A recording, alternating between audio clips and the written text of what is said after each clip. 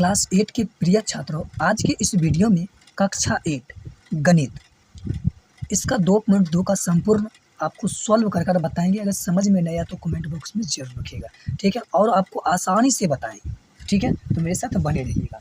तो ध्यान दीजिएगा, यहाँ पर दे दिया गया है, क्या दिया गया, देखिए प्रश्नावली 2.2 का। यदि किसी संख्या के आधे में से 1/4 घटा दिया जाए तो 1/8 प्राप्त होता है, तो संख्या ज्ञात कीजिए, ठीक है। ध्यान दीजिएगा, ये जो सवाल जो दिया गया है इसको हम क्या किए, कॉपी पर भी लिख लिए ताकि आपको समझ में अच्छी ढंग से आ जाए, ठीक है। तो ध्यान दीजिएगा, इस सवाल को हम क्या किए, यहाँ पर लिख लिए, ठीक है। इस सवाल को क्या किए, हम कॉपी में लिख लिए। अब इसको सॉल्व करते हैं। तो सबसे पहले हम क्या लिखते हैं, इसको हल लिख लिए, ठीक है। क्या लिख लिए बाबू, हल लिख लिए। मान लेंगे कि माना की संख्या बराबर x, मान लेंगे माना की संख्या बराबर x के लिए मान लेंगे माना की संख्या बराबर x। उसके बाद लिखेंगे प्रश्न से, यानी प्रश्नानुसार, या प्रश्न लिख लेते हैं प्रश्नानुसार,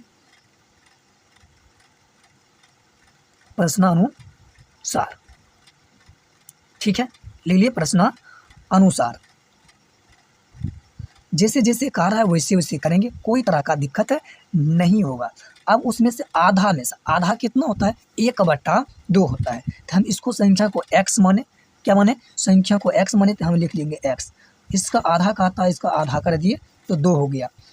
तो क्या कहा कि आधा में से 1/4 घटा दिया जाए, तो इसमें से कितना बाबू, 1/4 को घटा दिया जाए तो वो कितना हो जाता है, तो 1/8 प्राप्त होता है, यानी 1/8 लिख दिए। क्लियर है, आगे बढ़े, बिल्कुल कुछ नहीं। इस दोनों को हम क्या करेंगे, एलसीएम ले लेंगे, या इसको इधर फेंक देंगे। तो हम सबसे अच्छा है कि इधर को हम इसको इधर फेंक देते हैं, या ये दोनों को एलसीएम ले लेते हैं। चलिए एलसीएम ही ले लेते हैं तो बेहतर रहेगा। इस दोनों को एलसीएम लेंगे तो आ जाएगा 4, इसको इससे भाग देंगे 2, इसको गुना करेंगे तो 2x, माइनस है तो माइनस लिख देंगे। उसके बाद इसको इससे भाग देंगे तो 1 बराबर 1/8 आ जाएगा, आ गया। इसको क्या करेंगे, वाई दी क्रॉस यानी तिरछी गुना करेंगे। इसको गुना करेंगे तो 8 दूना 16x, 8 दूना 16x माइनस 8 बराबर, यहाँ पर लिख देंगे 4। क्लियर है, तो ध्यान दीजिएगा, कुछ नहीं। यहाँ 16 है तो 16x बराबर, यहाँ क्या लिखे 4, तो 4 लिख दिए। ये देखिए माइनस में तो सट जाएगा तो प्लस में हो जाएगा, प्लस में कितना हो जाएगा, 8 आ जाएगा, ठीक है। आगे बढ़ते हैं। उसके बाद यहाँ पर 16x बराबर, इस दोनों को जोड़ेंगे हमको आ जाएगा कितना बाबू, 12 आ जाएगा। जोड़ेंगे तो हमको कितना आ जाएगा, 12 आ जाएगा। क्लियर है। उसके बाद x बराबर 12/16, इसको काटेंगे। इसका आधा देखिए 6 होता है, इसका आधा 8 होता है, इसका आधा 3 होता है, इसका आधा 4 आता है। तो x बराबर हमको 3/4 आ जाता है। कितना होता है बाबू, 3/4 आ जाता है। तो ध्यान दीजिएगा, हमको कितना चलाया, यानी x बराबर हमको चलाया, यानी 3/4 चलाया। कितना आया बाबू, 3/4 चलाया। क्लियर है, समझ में आ गया, बिल्कुल आपका यही आंसर हो जाएगा। उसके बाद ध्यान दीजिएगा, अब जहाँ पर x का मान है वहाँ पर आप इस जगह को आप वहाँ पर बैठा दीजिएगा ताकि आपको आसानी से बन जाए, ठीक है। हो गया। नेक्स्ट क्वेश्चन ये, अब दूसरा सवाल क्या कर रहा है, जो दूसरा सवाल जैसे जैसे कर रहा है वैसा ही इसको हम करेंगे और पढ़ेंगे और समझेंगे। कहता है यदि किसी आयत की लंबाई और चौड़ाई का अंतर 5 मीटर हो तो परिमाप 10 सेंटीमीटर हो तो लंबाई एवं चौड़ाई ज्ञात कीजिए। क्या कहा बाबू, लंबाई और चौड़ाई। तो मान लेंगे, क्या मान लेंगे, पहले सबसे पहले लिखेंगे हल, हल लिख लिए। मान लेंगे माना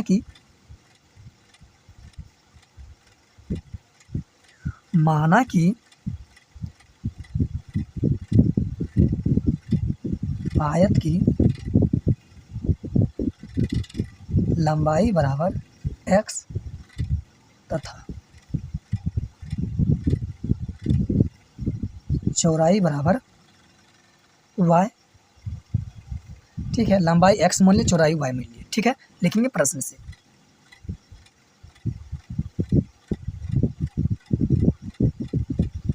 प्रश्न से जैसे जैसे कह रहा है वैसे।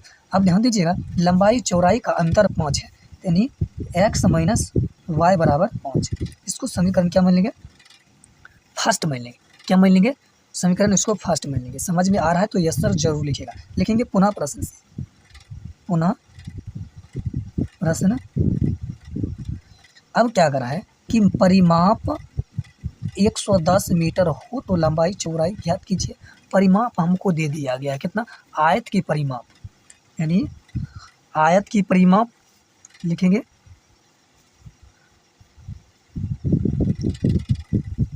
आयत की परिमाप। अब आयत के परिमाप बराबर सूत्र क्या होता है बाबू? आयत के परिमाप बराबर सूत्र होता है 2 इंटू लंबाई प्लस चौड़ाई। तो ये देखो लंबाई और चौड़ाई दोनों मान है तो x प्लस वाई मान है, लेकिन ये जो दिया गया यानी परिमाप हमको कितना दिया गया? तो ध्यान दीजिएगा, परिमाप हमको दिया गया 110। कितना दिया गया बाबू? जैसे जैसे कह रहा है वैसे वैसे हम करेंगे, ठीक है। आगे बढ़ते हैं। तो जैसे है ये जो है 110 है तो 110 बराबर 2 इंटू एक्स प्लस वाई।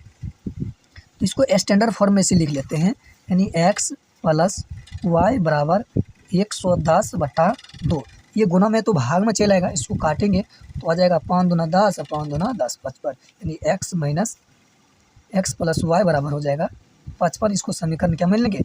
2 मान लेंगे। कोई तरह का दिक्कत नहीं, इसको समीकरण 2 मान लेंगे। अब लिखेंगे समीकरण 1 से, तो कुछ नहीं, जो समीकरण दिया है उसको लिख लेंगे, x माइनस वाई बराबर 5। इसको लिखेंगे x प्लस वाई बराबर 55, यानी माइनस ये खत्म हो जाएगा, माइनस 2y बराबर आ जाएगा क्या? माइनस 50। कितना? 50। इसको प्लस प्लस को काट देंगे तो आ जाएगा हमको कितना बाबू? तो y बराबर यानी 50, कितना बाबू? 50/2 काटेंगे तो हो जाएगा 25। y बराबर हमको कितना आया? 25। y बराबर हमको कितना आया?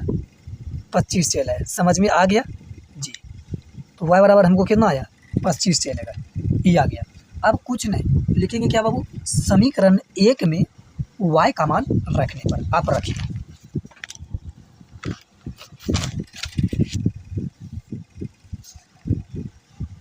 तो ध्यान दीजिएगा, इस समीकरण है तो हम यहाँ पर लिख लेते हैं। क्या लिखेंगे? समीकरण 1 में y का मान रखने पर। अब ये समीकरण कितना दिया गया? x माइनस वाई बराबर यहाँ पर 5। तो x माइनस वाई का मान कितना निकला? 25। यहाँ पर 25 लिख देंगे। उसके बाद बराबर 5 है तो 5, तो x बराबर आ जाएगा, यानी 5 ये माइनस में तो उस जाएगा तो प्लस 25, तो x बराबर हमको आ जाएगा 30। यही आंसर हो जाएगा। क्या हो जाएगा बाबू? यही आंसर हो गया, यानी हमको y का मान 25 आया और x का मान 30 आया। यही आपका आंसर हो गया। अगर वीडियो आपको समझ में आ गया तो यस सर जरूर लिखिएगा, ठीक है। अब अगला क्वेश्चन की ओर बढ़ते हैं। तो ध्यान दीजिएगा, ये तीसरा सवाल है, यानी प्रश्नावली 2.2 का तीसरा सवाल है कि चीनी के मूल्य में 25% की वृद्धि होने पर अब 1 किलोग्राम चीनी का मूल्य 32 रुपया है, तो प्रारंभ में चीनी का मूल्य प्रति किलोग्राम में क्या था? तो ध्यान दीजिएगा, इस क्वेश्चन को सबसे पहले हम क्या लिखेंगे? हल लिखेंगे। हल लिखिए, जैसे जैसे कहा वैसे वैसे मान लेंगे कि माना कि वर्तमान मूल्य बराबर, क्या लिखेंगे? मान लेंगे कि माना कि, या मान लेंगे कि माना कि पहले चीनी का मूल्य, मान लेंगे माना कि पहले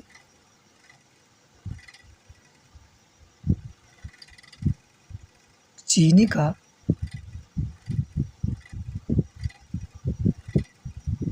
मूल्य बराबर, पहले चीनी का जो मूल्य था वो कितना था बाबू? 100, ठीक है। उसके बाद चीनी का वर्तमान मूल्य कितना है, यानी जो अभी चल रहा है उसका, यानी लिखेंगे चीनी का वर्तमान वर्तमान मूल्य बराबर 32 रुपये। ठीक है, तो चूँकि क्या लिखेंगे, चूँकि वर्तमान मूल्य बराबर, अब ये वर्तमान मूल्य कितना हो जाएगा, तो ध्यान दीजिएगा इसमें से यानी 32 गुना 100 कितना बाबू, 32 गुना 100 बट्टा 125 कर देंगे। कितना कर देंगे बाबू, 125 कर देंगे। आप इसको काटिएगा तो काट सकते हैं, इसमें कोई तरह का दिक्कत नहीं होगा, बिल्कुल नहीं होगा। आप इसको काटिए, 5 से काटेंगे तो हो जाएगा 5 दूना 10, 5 चौक 20। अब इसको 5 से काटेंगे तो हो जाएगा 5 दूना 10, 5 25, यानी 5 चौक 20 नहीं हो जाएगा, सॉरी यहाँ 5 दूना 10, 5 दूना 10 और 5 चौक 20। ठीक है, अब देखिए कटने वाला है तो काटेंगे, या नहीं कटने वाला है तो छोड़ देंगे। अब इस दोनों को क्या कीजिए, गुना कर लीजिए, तो गुना कीजिए, तो ध्यान दीजिएगा। और यहाँ पर हम गुना कर लेते हैं, 32 गुना 24 करेंगे, तो गुना कीजिएगा, 24 दूनी 48, 48 का 8, बाकी बचे 4, 24 दूना 72, यानी 24 दूनी 48, 48 दूना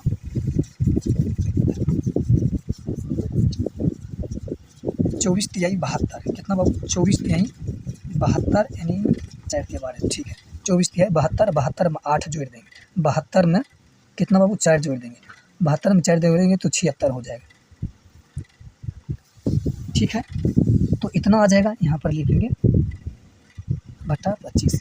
अब इसको इससे भाग दीजिएगा, तो भाग देंगे तो हमको कितना हो जाएगा, यानी 25.60 कुछ आ जाएगा, यही आपका आंसर हो जाएगा। ठीक है, अगर कोई तरह का दिक्कत हो तो आप कमेंट बॉक्स में बिंदास से आप लिख सकते हैं। ठीक है, नेक्स्ट क्वेश्चन की ओर बढ़ते हैं। तो ध्यान दीजिएगा, ये चौथा सवाल है, कहता है दो विभिन्न मूल्य वाली 35 कलमों का मूल्य 60 रुपया है। कितना बाबू, 60 रुपया है, तो यदि एक सस्ती कलम का मूल्य यानी 1.5 रुपया हो तो महंगी कलम का मूल्य 2 रुपया है, तो कितनी महंगी कलम खरीदी गई है, कितनी महंगी कलम खरीदी गई है। तो मान लेंगे कि माना कि महंगी कलमों की संख्या x मान लेंगे। ठीक है, सबसे पहले हम क्या लिखेंगे, हाले लिखेंगे माना कि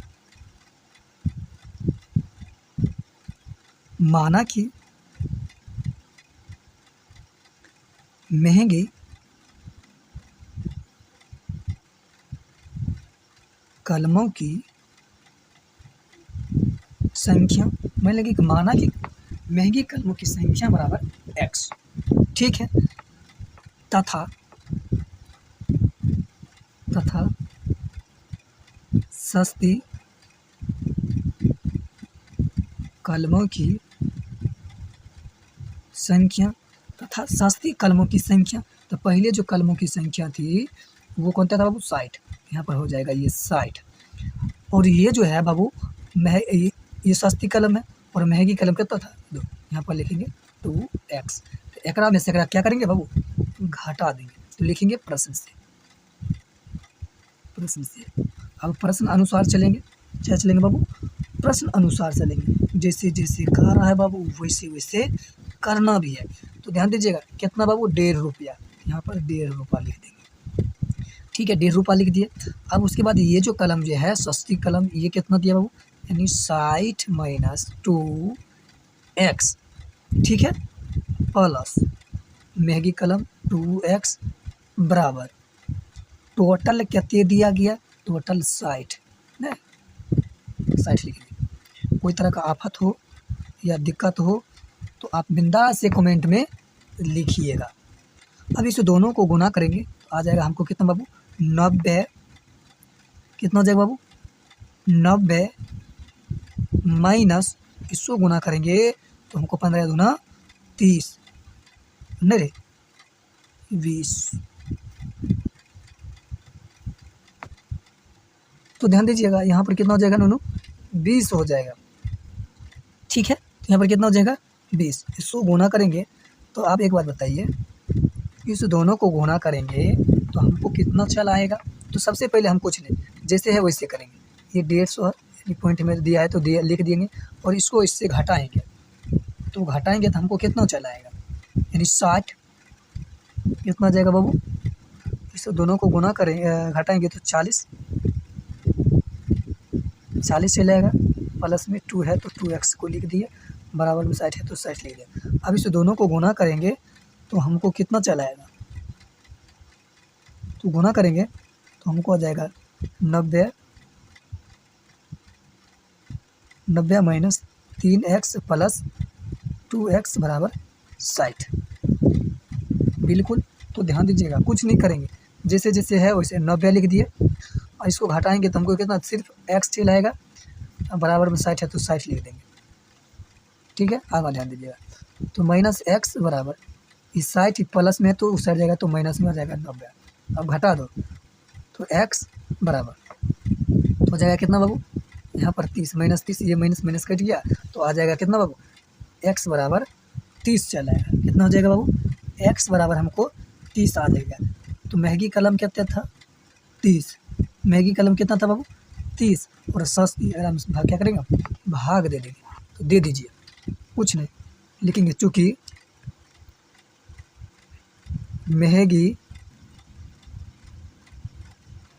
महंगी कलमों की संख्या, तो महंगी कलमों की संख्या कितना था बाबू, यानी 30/2। 30/2 काटेंगे तो कितना आ जाएगा बाबू, 15 आ जाएगा। कितना हो जाएगा, 15 हो जाएगा। और सस्ती कलम कितना बाबू, सस्ती कलम एकरा में ओकरा रख देंगे, वहाँ पर गुना करेंगे तो हमको गुना करेंगे तो हो जाएगा 60 300। कितना हो जाएगा बाबू, 300 लिखेंगे। तथा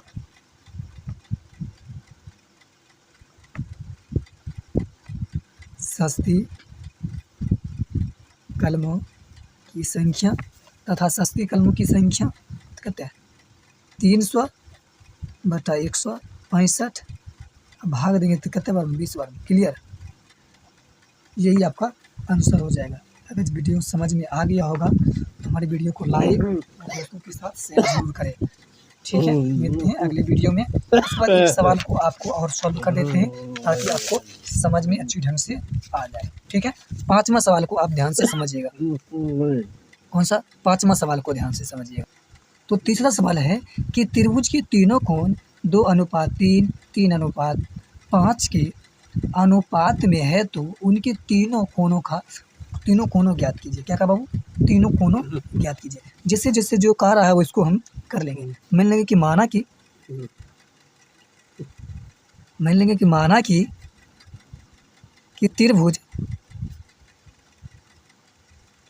त्रिभुज के तीनों कोणों का योग, कितना है बाबू, 180 डिग्री है। कितना बाबू, 180 डिग्री है। तो प्रश्न से ये चलेंगे बाबू, प्रश्न से। ठीक है, अब जो अनुपात जो माने हैं उसको x माने हैं, तो एक कितना हो जाएगा बाबू, 2x प्लस तीनों कोणों का ना योग है, तो 3x प्लस 5x बराबर 180। कितना, 180। अब इस सब को जोड़ देंगे तो 5 कितना हो जाएगा, 3 2 5x, 5x तो 10x बराबर 180। तो x बराबर हो जाएगा 180/10। ये 0 0 कट गया तो x बराबर हमको आ जाएगा कितना बाबू, 18। कितना आ जाएगा, 18। अब ध्यान दीजिएगा, जे अनुपात में दिया गया है उस जगह पर हम क्या करेंगे, पहला दूसरा तीसरा लिखेंगे। पहला दूसरा तीसरा, जो पहला जो इसको माने हैं यानी 2x। ठीक है, तो 2 गुना x का मान कितना निकला, 18, तो 18। उसके बाद दूसरा को क्या है, 3 गुना x, यानी 3 गुना x का मान 18। उसके बाद है तो 5x बराबर 5 गुना 18। तो अब इस जगह पर हम क्या करेंगे, गुना करके लिखेंगे। तो 18 गुना 36, ये पहला निकल गया। दूसरा 18 का 36, 18 तिया 54, 18 चौक 72, 18 5 90, 18 5 90, ये हमको निकल गया 5वां। ठीक है, यही आपका आंसर हो गया। अगर आपको समझ में आ गया तो हमारे वीडियो को लाइक और दोस्तों के साथ शेयर जरूर करें। थैंक यू, मिलते हैं अगले वीडियो।